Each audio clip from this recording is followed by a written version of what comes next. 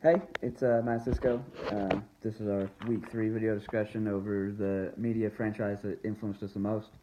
And I'm going to go a little bit different here, something that most people probably wouldn't do. But the thing that influenced me the most growing up, the media franchise, would be Final Fantasy, actually, the video game series.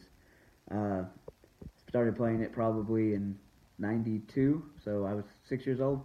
And it just kind of it hit something in me. It made me interested in all things fantasy, all things mythology. It's a series that, while it's a fantasy series, it has a lot of different.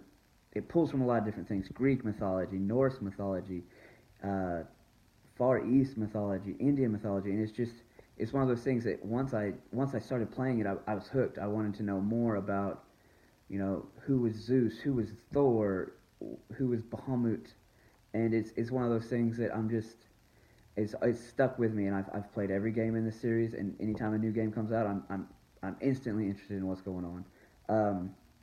And it's one of those things that just it's always spoken to me, and it's probably kind of what also made me an introvert.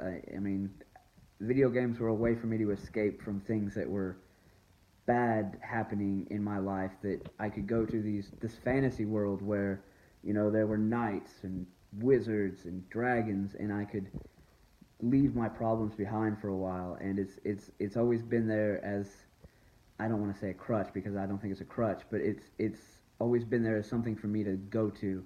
And it was I mean, instrumental. Video games in general, instrumental in forming me as a kid.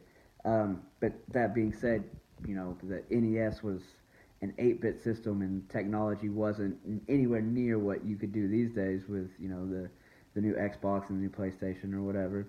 So the symbolism, it was a bunch of squares, a bunch of pixelated squares, but you could still get the symbolism from the words that were used, or even the semiotics of an RPG is you have HP, you have MP, you have weapon slots, you have strength, you have these character sheets, you level up.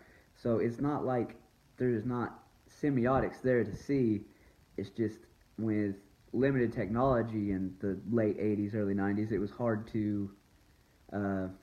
it was hard to see the same signs that you could see, on today's video game consoles.